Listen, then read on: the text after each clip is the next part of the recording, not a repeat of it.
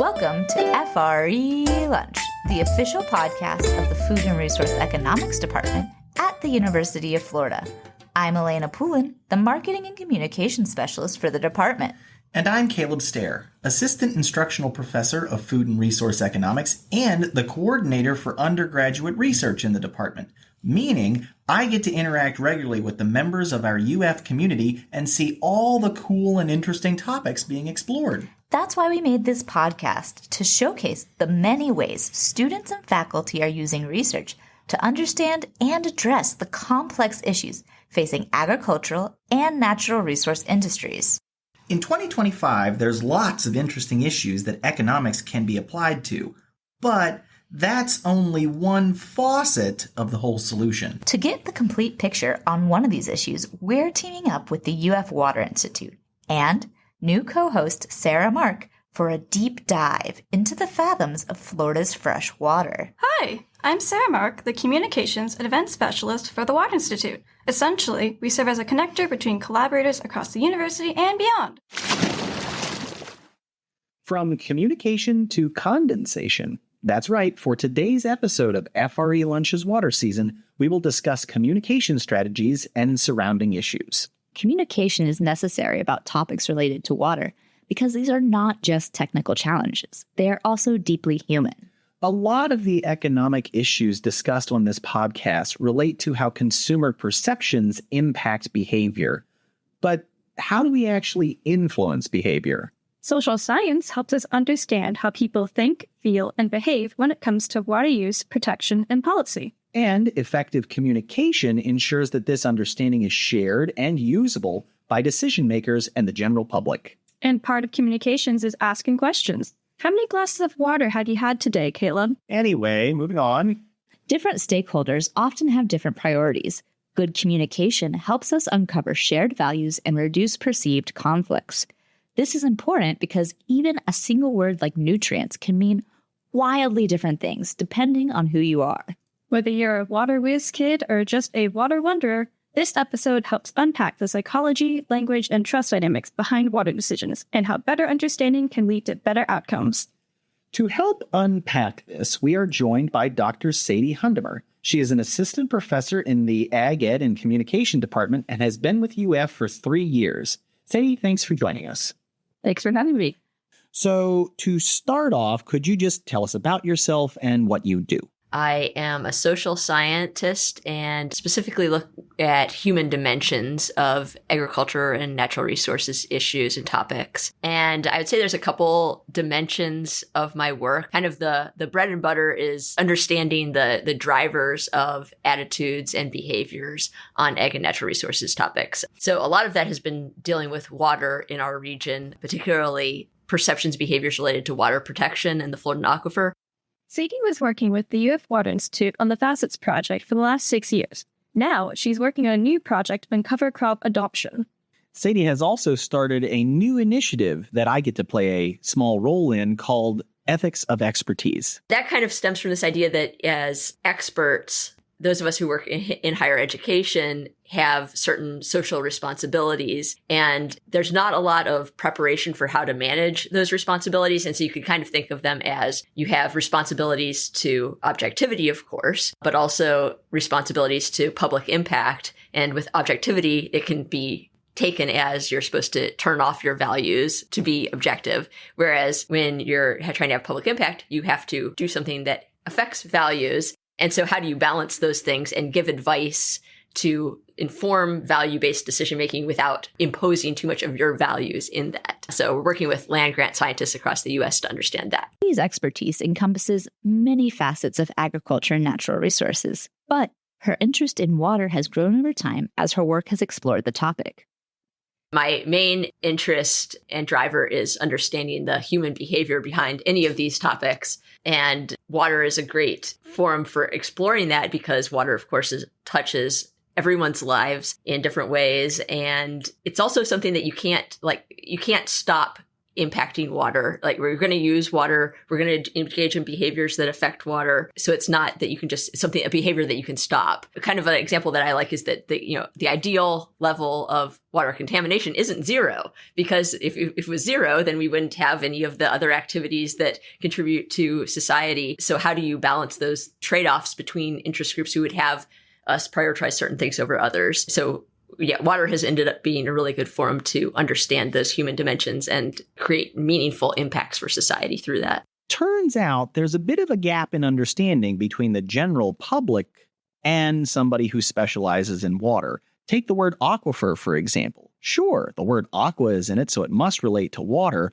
but where is that located? That's a bit more of a toss-up. If we talk about the general public doesn't know a whole lot about water. When we do assessments to understand their knowledge levels related specifically in this area to the Florida aquifer, we find that a lot of the population doesn't even understand that the aquifer is under their feet and is the dominant source that we're relying on for water in this region. But how much does the public need to know to make informed decisions? Part of this is what Sadie and her colleagues aim to learn more about.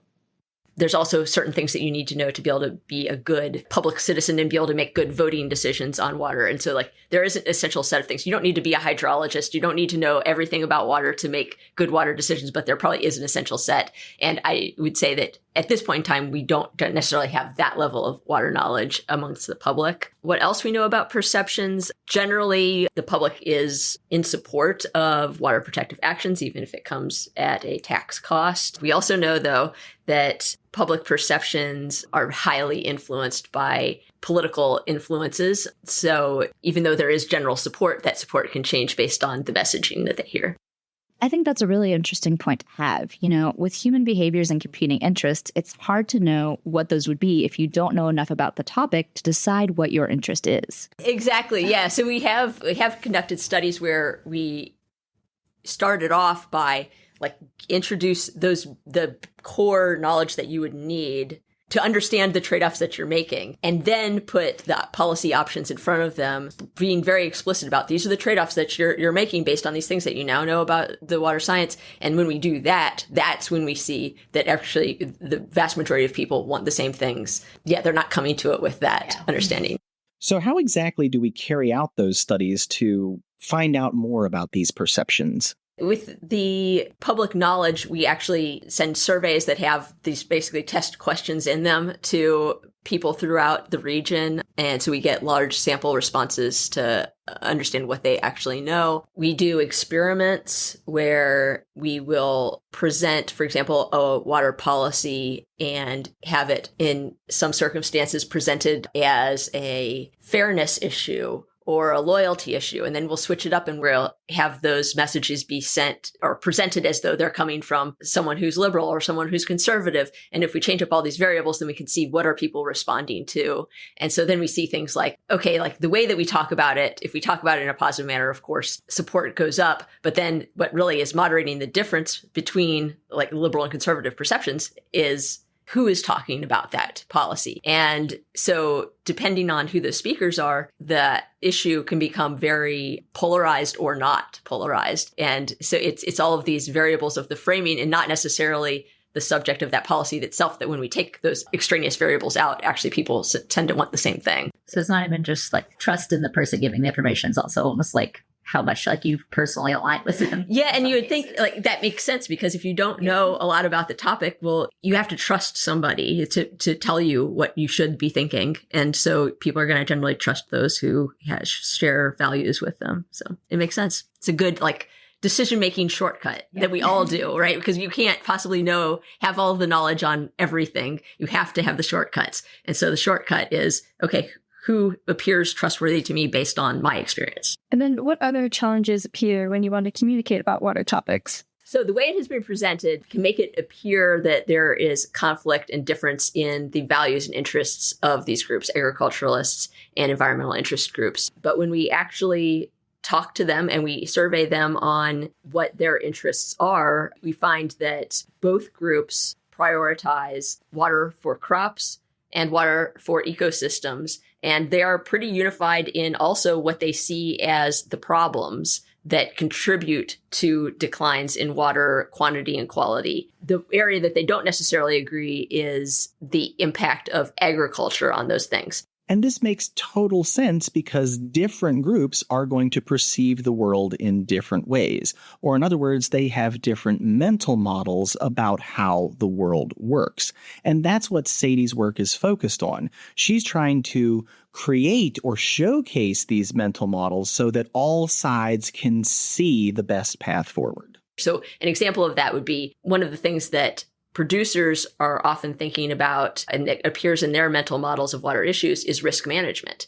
That there is a risk management aspect that goes into farming and the application of fertilizer and the use of water that isn't necessarily in the mental model of our environmental interests because they're not interacting with water that way. And so if we are in a space now that we can help everyone understand the decision making that goes into use of water and use of fertilizer, then it helps them work together towards solutions that we've already identified that they want the same things. One of the groups involved in this whole process are experts, such as yourself or hydrologist or anyone researching water-related topics. What role do you view they should play? Yeah, and there is, of course, not a right answer to how to do these things. And, part of the reason I'm doing this research is that there isn't a lot of guidance to scientists or to faculty about how to advise in these ways that allows you to support value-based decision-making while not making those value-based decisions and being a fair player in it. And there's an idea of being an honest broker. Honest broker meaning that decision makers on their own, without the support of the expert, they can only open up so many policy options or programmatic options because they don't have the full scope of expertise. Having those experts in the room opens us up to a wider range of options, which is a valuable thing. Over time, our understanding of the role that different experts play has changed. So I think we've kind of evolved to a place where we generally understand that the expert has a role to play in policymaking. But then again, it's like, okay, how far do you go? And as I'm talking to different land-grant scientists across the country, we're finding that there are some different approaches, but there's also a lot of commonality. And I see that they're definitely trying to present information in a way that allows the decision maker to make the decision based on their values. So part of that is understanding who you're working with and how they are basing that decision and being able to not put it in the terms of your personal values, but of the decision maker's interests and needs. But then I think there's a level above that, which is also understanding that we're not only supporting that individual decision maker, but also society as a whole. That decision maker could be anyone from a legislator to a landowner. And the actions that they take based on recommendations from different experts have a ripple effect downstream in society. As an honest broker, the scientist or the expert is laying out, okay, this is the implication for you. Let's also, there's also implications for broader society. It's your decision. I'm giving you all the information that you need to make the decision that you have, and I'm there to support you and answer your questions in doing that. How does understanding perceptions of different groups benefit communication efforts? Yeah, so one example of that is, as I talked about, we've done work to understand the mental models of different groups. And so what we do is, this is actually a technique where we use cards related to the topic. So in this case, like a water topic in our Florida Aquifer region. And we have them actually take these cards that have terms on them and lay them out to understand, okay, these are the things that are in the way that I think about this issue. And these are how these different components fit together in the system. And so we have large groups do that, for example, as I've been talking about with agriculturalists and our environmental interest groups. And so we can see visually what is in their conceptions of the topic and what's missing, or where are their misperceptions. And also not only what misperceptions of the system, but how do they think about how the other group thinks about it? This allows us to better shape our communications so that they meet them where they are. I'll give you a very specific example of this. When we do this card activity, one of the terms is nutrients. And so nutrients, when we have our agriculturalists working on this, they put nutrients with the inputs to their agricultural operation that keeps them, working and successful. It's an input. And when we have our environmental interests doing it, they're putting it in a, contaminant pile. Well, if I'm now a communicator and I'm using that word nutrients, I know that I have two different groups going to two different places in their mind because of that. Now, that's not to say I don't use the word. It's just to say that I need to be aware of how the way I talk is also affecting the way that they're thinking about whatever that topic is, because even just a word can prompt a thought and take us to like the next sequential thought about what this all means. But I would also say, like, another key component of this like mental modeling type of research is for the researcher, me in this case, to understand my own mental model as it fits into this situation, because there's always the risk of the influence. And this is part of being an honest broker, is understanding what biases you might bring to it. And am I coming to this situation in a place that maybe my mental model is more in line with one group or the other, or I'm just thinking about it totally differently, and I'm not talking about it in a way that's effective, and I don't really understand where they're coming from. And it allows me to kind of check myself. I think it's a great point you brought up about being able to check and identify our own biases. This could even impact your research, because if you determine what people think about a word and then change the way a question is asked, it might reveal something new. Yeah, you have a survey question, you put nutrients in it. Yeah, you've made the response go a certain way that's not really what you were after. You weren't trying to understand how they think about the word nutrients. You were trying to get at something else, and now you've totally messed up your assessment. And it's interesting how these mental models and the different views create challenges. When they affect stakeholders, what are the ways we can encourage collaboration and meeting up the minds? It's just very difficult, because you can think about, when we're talking about water, every single person is affected by water. You're never going to have all of those, you're not going to have people's time and attention to talk about these things. That's the reason that people's knowledge on this is low, because they have other priorities in their life, and we can't invest that much in understanding, each aspect of the decisions that we make on a daily basis. But as I said earlier, people have these shortcuts to decision making. They rely on people who, whether it's, a policymaker or it's the guy down the street that I know he's up on this topic, that's really kind of been our strategy, is we want to have those influencers of different groups, those opinion leaders involved in the work that we're doing and involved in it early on. Like, this is co-designed and co-produced research where they're helping us figure out, and really we're figuring it out together, how should we be thinking about these questions and approaching them. When we do research on water impacts, they understand what went into those models that we're running. And they had the opportunity to, if there was an input going in, like, so in this one of these water projects, we're modeling how use of nutrients is affecting the water supply when you're growing certain types of crops.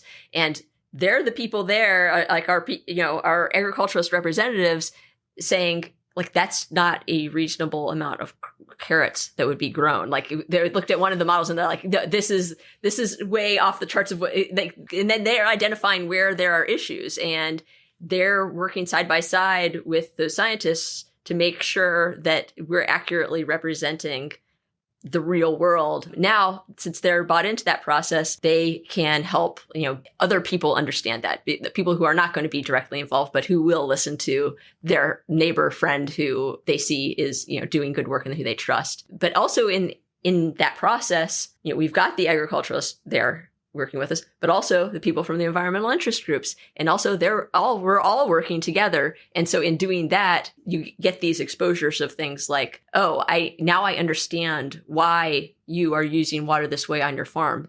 There is a reason behind that. I get it. Let's work together to figure out what is the solution that is beneficial to all of our interests and that is practical in the real world. I think it's kind of getting past all of the stereotypes to okay, these are people and they have a logical reason for thinking what they do. And another challenge, though, is that that's like a really slow process. Like, we were working together on that project for 6 years. And that's not like a reasonable expectation for anyone, really. And so, again, it's like, who do you need to have invested that can help, like, domino affect those understandings and hopefully some of those, like, relationship building elements of the project. So it seems as though many water issues are affected by individual behavior, like how much water people use or how they manage their land. Communication strategies can influence their behavior in positive ways by connecting actions to outcomes that people care about. This ensures that many voices and experiences are included in water decision-making. It helps surface the ideas of those most impacted and promotes better solutions. Scientists who act as honest brokers, just like Sadie said, help expand the range of policy options by translating complex findings into relevant, actionable insights without imposing their own values. Ultimately, communication is what connects science to society. Without it, even the best research can't make an impact. And communications is a two-way street. If you have any ideas or thoughts about this water season, we'd love to hear them. And we hope that you continue enjoying FRE Lunch. And for more information about what Sadie and the rest of AEC is doing, see the links in the description. If you've made it this far, you've finished the entire episode, and we thank you for that. Tune in next time for more food for thought. Thanks again for joining us on this episode of FRE Lunch. We hope you'll come back again for seconds.